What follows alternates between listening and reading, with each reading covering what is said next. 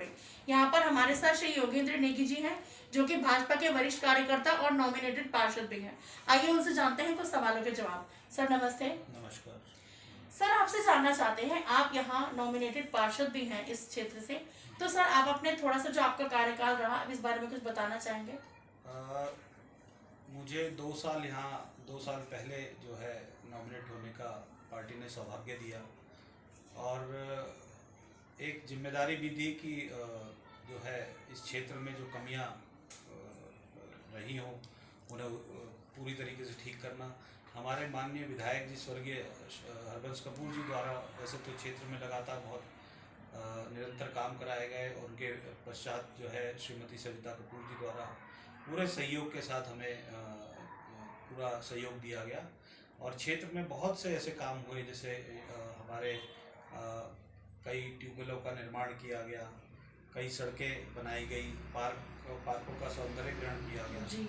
Nominate पार्षद होने के कारण बजट की व्यवस्था हमारी अपनी उससे तो नहीं हो पाई, बट माननीय विधायक जी द्वारा जो है बहुत सहयोग हमें मिला और हमारे महापौर निर्वर्तमान महापौर जो हमारे सुनील लाल गामा जी था जी। उनके द्वारा जो है हमें बहुत सहयोग दिया गया और उनका जो ये कार्यकाल रहा ये स्वर्णिम अक्षरों में लिखने वाला विकास देहरादून के विकास के उसमें जो है स्वर्णिम अक्षरों में लिखा जाएगा, ऐसा उनका कार्यकाल रहा। तो मैं माननीय विधायक जी और माननीय पूर्व मेयर सुनील लाल गामा जी का मैं बहुत बहुत आभारी रहूँगा।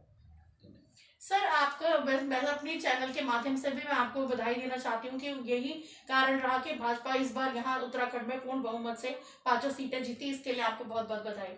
मैं भी समस्त उत्तराखंड की जनता को नमन करता हूँ, धन्यवाद करता हूँ कि उन्होंने जो है भारी बहुमत से और जो है राष्ट्र निर्माण में एक अपना पूर्ण सहयोग दिया।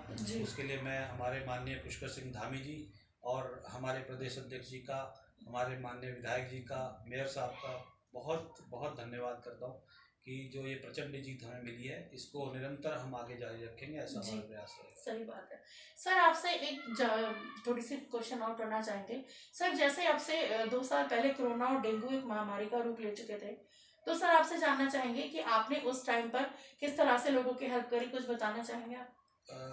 डेंगू जब जिस समय ये जो कोविड का दौरान जो कार्य हुए उस समय पे एक दो चीज़ें हमारे पास पहले फेज का जो कोरोना काल था उसमें हमारे पास एक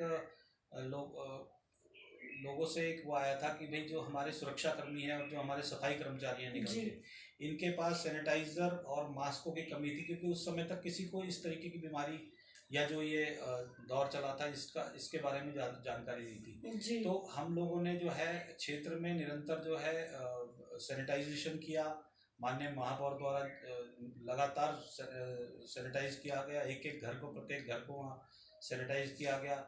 हमने जो है सुरक्षा कर्मियों को और जो हमारे सफाई कर्मचारी थे निगम के जो फ्रंट फुट पे आकर के उस महामारी को रोकने में सबसे बड़ी ढाल थे, उनके लिए हमने सैनिटाइजर और मास्क की व्यवस्था करी, जो हमने अपनी तरफ प्रयास करें कि हम पूरे प्रत्येक वार्ड में जाके यही नहीं कि मैं बल्लूपुर वार्ड में ही काम किया, हमने निरंतर जो है सब जगह जाकर के चौराहों में और इधर हर वार्ड में जाकर के सफाई कर्मचारियों को हमने वो प्रोवाइड करी। सर आपसे बहुत अच्छी जानकारी मिल रही है। सर आपसे एक क्वेश्चन और पूछना चाहेंगे, जैसे कि एक चीज़ बहुत ज़्यादा सामने आ रही है कि हमारे युवा बच्चे उत्तराखंड में नशे की तरफ बहुत जा रहे हैं और देहरादून में ये चीज़ बढ़ती ही जा रही है दिन प्रतिदिन। तो सर आप उन बच्चों को या उनके माता पिता को कुछ कहना चाहेंगे?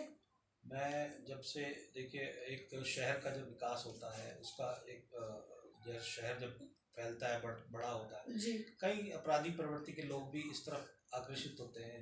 जो नए कॉलेजेस खुले हैं, नए इतने सारे हमारे, क्योंकि एजुकेशन हब है देहरादून और वहाँ पर जो नए बच्चे आए हैं उनको नशे की तरफ धकेला जा रहा है और इसमें जिम्मेदारी थोड़ी सी हमें लेनी पड़ेगी या पेरेंट्स को लेनी पड़ेगी कि जो भी अपने बच्चे को बाहर से यहाँ पढ़ने के लिए भेजता है, पहाड़ से भेजता है या कहीं से भी भेजता है, वो थोड़ा सा उस चिंता करें कि वो किस माहौल में और किस उसमें रह रहे हैं, इसकी फिक्र हमें करनी पड़ेगी।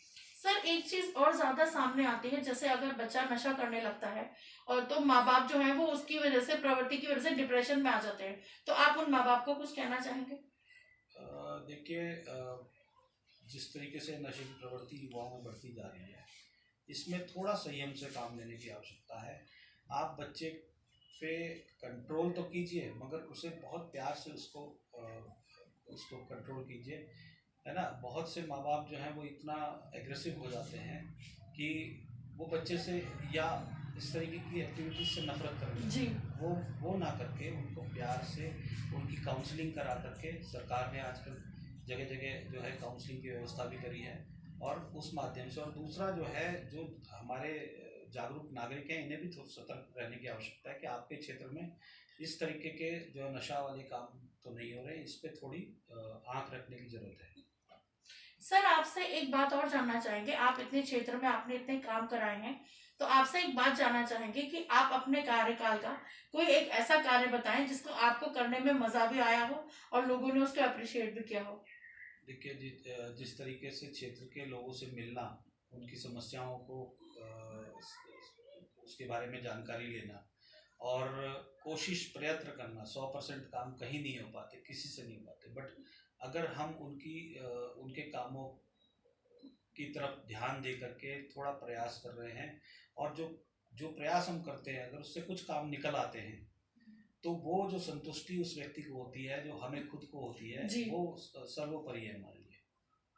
सर आपसे एक बात और जानना चाहेंगे, जैसे अब हम जल्दी ही बहुत सारे बच्चे 18 पूरा करके पहली बार वोट डालेंगे, तो सर आपसे जानना चाहते हैं कि आप हमारे चैनल के माध्यम से उन बच्चों को कुछ कहना चाहेंगे कि उन्हें किस चीज को ध्यान में रखकर मतदान करना चाहिए?